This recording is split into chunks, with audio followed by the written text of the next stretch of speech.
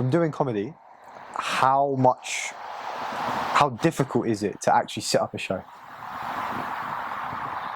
From end to end, from inception of idea to opening night.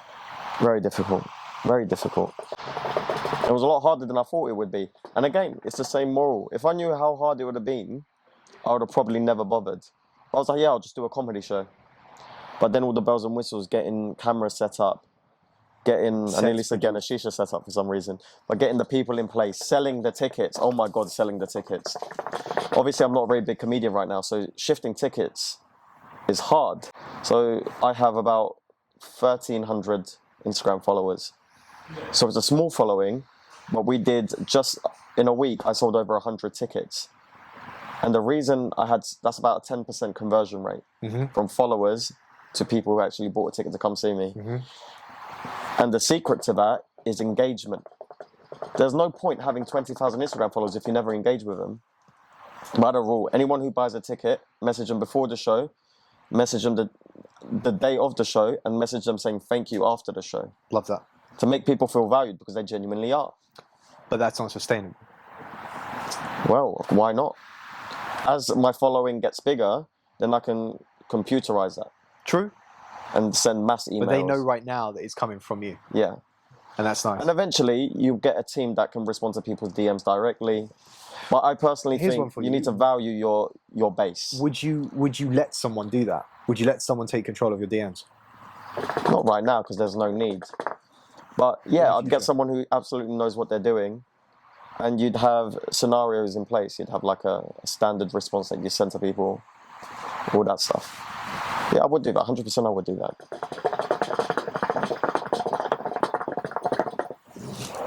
But it's not easy. It's not easy, but it's... Listen, you can do anything if you genuinely actually just care about the idea. Facts. You can literally do anything if you care about the idea enough. All it takes is a little bit of determination and a lot of thinking on your feet. So the day we filmed the 1 Minute Smoke podcast, not the 1 Minute Smoke, the 1 Minute Smoke show, the pilot, the audio fucked up. But we fought on our feet and we worked out a solution. Yeah. That could have been game over. We had around 100 people in the room and the audio wasn't working. That is stressful. What are you going to do? Send everyone home with a refund? I'm surprised we dealt with it that well. It's just lucky that we had 2 microphones and a couple more microphones on hand. Yeah. Genuinely, I picked up the mics and I was like, I don't think we'll need these, but I'll bring them anyway. Exactly. Imagine you didn't. Could have been game over. First episode just would have been... Could have been game over before we even got started. And you know what? Even if this first episode isn't great, I still think we got to put it out. We've got to try and just go through that learning curve. Viraj, I always say this to people, watch the first episode of the Joe Rogan podcast. It is terrible. But he put it out there and then he made better versions. And now it's the most successful podcast. Widely reaching podcast on the planet, I believe. I don't think there's a bigger podcast than Joe Rogan. There isn't. No, there isn't. So from conception to what it is now, it has come on leaps and bounds. But you have to start somewhere. Yep. You just have to start. I always say, right, so when people want to get into the entertainment industry, you wouldn't expect to become a doctor within 5 years or 4 years, right? It's going to take a decade. So what makes you think you're going to become a world famous comedian, actor, musician within 4 or 5 years? You have to put the time in. I don't care how talented you think you are, because loads of people are talented. Yep. On the comedy circuit, there are so many talented comedians. But the difference is going to be who puts the work in and who innovates. Because some people are extremely talented, but one, they don't even know how to network or they don't know how to navigate and create opportunities for themselves. But having that triple threat's difficult and managing it all. You can be genuinely funny. Like you said, you might not be able to network. You need to have all three. You think? You need to be able to network, you need to be able to navigate and create opportunities, and you need to be funny. Why can't you build relations? Oh, but then that's networking. Yes. Or navigating the scene. Has it been difficult doing it by yourself this whole time? You don't have a manager. You put out your own content. There's no one telling you what content to put out. And yet, for some reason, you now have a genuine following of people that will turn up to shows. Sure, it's difficult, like you said, but has that been a process of like Yeah, this takes time. And you talked about 5 years. You've been doing comedy for 2 years and you have your own show now. That's the navigating the scene bit.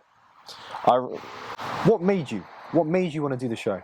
What made me want to do this show? For me, when you were like, Viraj, I want to do this show. I watched this American thing. I think you told me Kill Tony, right? Told me on the phone. It was like, I'm thinking about doing this. How can we make it happen? And I was like, where is this guy coming from? Like, how is this? You've gone from watching YouTube videos to wanting to make it a whole show. What was that thought process of like, nah, this needs to be done now? Shall I explain to people how it came? Go on. In like 30 seconds. So I watched an episode called Kill Tony, which is a comedy podcast in the United States, where comedians come up and they do a minute in front of a panel, right? And I thought, we can do something similar, but we can turn it into a game show that has a prize and an end result at each show. So 1 minute smoke, comedians come up, they do 1 minute in front of a panel, and then we score them like Strictly Come Dancing style. The top 3 scoring comedians come up, they do another minute, and then the audience picks a winner by way of round of applause. That's an episode. What happened there is I saw a good idea and I thought, what spin can we put on this to make it our own? That's going to give me an opportunity to reach more people, and that's going to be something exciting we can do. And it just all seemed to make sense in the moment. And I genuinely didn't think it was going to be as hard as it turned out to be. But if I knew how hard it was going to be, I would have never started. So ignorance is bloody bliss. Ignorance, in this case, ignorance is bliss. It's mad how we ended up in this place. And that was a podcast, and who knows who's going to come on it. We'll get the comedians on it. There's going to be events, networking events. It's as far as you want to take it. We had an audience of 70 people for our first episode. I think that's pretty fucking good. Because most of those people that we spoke to said they would come to another one. What's even better? Turned over a profit on your first one. And instead of keeping that money, we can reinvest it. Exactly. That goes to show, for anyone who has a business out there, if you make a little bit of profit, don't go and do something stupid like buying a car.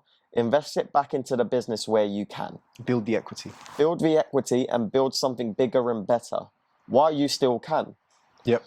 Especially if you don't have many responsibilities and overheads. There's going to be situations where you can't do that. Yeah. But if you have the opportunity to reinvest in yourself, do it. There is no reason not to. Your 20s are a valuable time for that. 20s? Who says this? Gary Vee goes wild with the fact that 20s, you should just not burn out, but you should do everything humanly possible. You're young, you've got energy. If you're healthy and you maintain your body, you can put your mind to anything. You can work those late nights if you want. You can do those early morning starts. And it's not going to kill you, but take every opportunity possible. The only reason I came on board was like, I've got something to learn from this.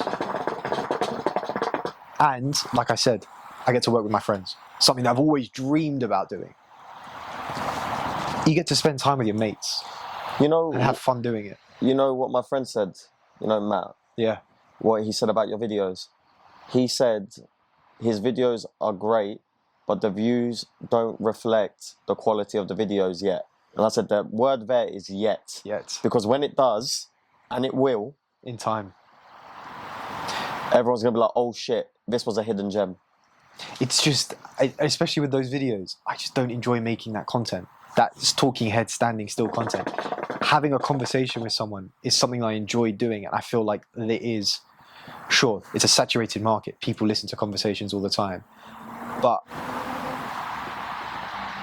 not everyone is willing to go to the deep end of a conversation. Not everyone is willing to go into the deep, dark places or the really happy places and explain themselves. They just want to have this fickle thing.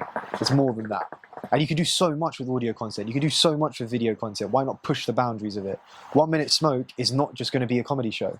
1 Minute Smoke is going to be an experience. And that's the key word there. It's going to be an experience. You're going to want to come out to a 1 Minute Smoke night, and it's going to be like The Hangover. You're going to tell it for years to come. That's the plan for the live events. And I feel like a lot of people got that experience. And we did an after party by accident. That was so much fun. How did that even That was Khadijah's idea. Definitely. I enjoyed that process. So, there's going to be people listening to this that don't know what you were talking about when you said that you didn't enjoy doing the cryptocurrency content anymore. Yeah. So you quit something because you didn't enjoy it. Good. More people should do that, because it's very easy if you're in a job that you hate saying, I'll just do it for another year, I'll just do it another 3 years, and then 10 years pass and you're still there. And some people need to do that because they need to put food on the table. But you only have so much bandwidth, right? And so much energy that you can put into your life. And when it's done, you don't really get another shot at this. So use every bit of energy you have into something that you can make a success and you truly enjoy. You know what the funny thing is about that? I am doubting myself now, doubting my abilities, doubting everything, right? Might not show it, but internally that's what's going on. And for some odd reason, I listened to an old episode of mine.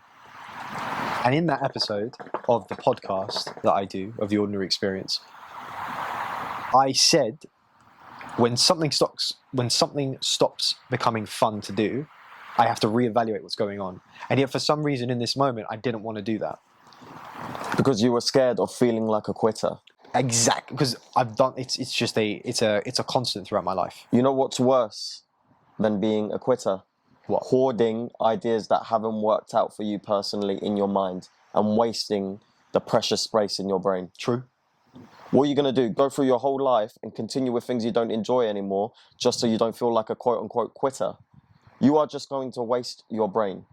And that space can be used for doing things that you enjoy more, that can be bigger and better. I agree. Though in that moment, it's difficult. In the moment, it's difficult to give it up. And it's one of the reasons why people stay in marriages that aren't working out anymore. True. Because they don't want to feel like a failure. True. I have to stay. Why? If you have kids, maybe but it's a bit sunk different. cost. It's sunk cost. Even with kids, you don't have to. It's just a matter of making it so that if you have children, their lives aren't massively impacted by that. Just because of your decision. You chose to bring them into this world. It wasn't their choice. And now one decision from you is going to impact the rest of their lives. No. Give them the opportunity. If you can, if you have the ability to, give them the opportunity to have not an ordinary life, but a life that you wanted for them, irrespective of if your love changes. I've seen many incidents where people have stayed in marriages for the kids, but now they're making the kids' life a misery because now they're in a home that is just tense and unbearable and argumentative. And then when the parents do finally come out and get the divorce, the kids are like, thank God, now we can all just be happy and everyone goes their separate ways. You can just be quote unquote normal. You know this idea of normal, right? I don't want to be normal. As much as I love doing my podcast and The Ordinary Experience, I don't want to be normal. I want to be superhuman in terms of I want to push the boundaries of what's physically possible. I don't want to just settle for okay. And that's why I'm so invested in 1 Minute Smoke and everything that it can be, and the network and this Disneyfication of businesses that we can build off of that. The restaurants, the shisha lounges, the spaces, the content that we can provide for it. What more can we do for the other friends that we have, the influencers, the business owners? To the last point you made there, if you want to start something and you have a particular skill, for example, I can do the stand-up comedy, you can do the filming, Ali can do the editing. Find your friends who have particular skills and find the synergy between all of your skills and create something. You don't have to be good at everything. No one is good at everything, but find the right people to make something work. And teamwork makes the dream work. Exactly. And make sure those people are better than you in those other things. Yes. And listen to them. Yeah. That's one thing that we've got. And it's definitely something that we've all got to work on, but we do listen to each other. We sometimes cut each other over. We talk over each other. But at the end of the day, we respect each other's opinions. Trust. Exactly. And when something does go, if someone does make a mistake, you don't stick a head in the fucking fire. Yeah, exactly. Exactly. Burn the eyebrows off for no reason. Burn the eyebrows off. 1 Minute Smoke, huh? What type of guests are we going to get on here? On this? Yeah. I don't care, literally anyone who wants to be on that has something interesting they want to talk about or talk shit about. Sounds good to me. It feels like an Alham Gasworks type vibe. Just a very chilled out version of that. I love that show, man. I don't. It doesn't vibe with me for some reason. Really? I can't wait. It's on every 2 weeks now. I can't wait for it to come out. Generally, I sit down and I watch it before bed and I'm like... But what's interesting about it? It's just really... They're not talking about anything. Which I like. Right. I like that it's just dumb, stupid conversation. You just banter him. I have found a place for that in my life now. Before, it was very much like life advice, business advice, like stuff that I can learn from.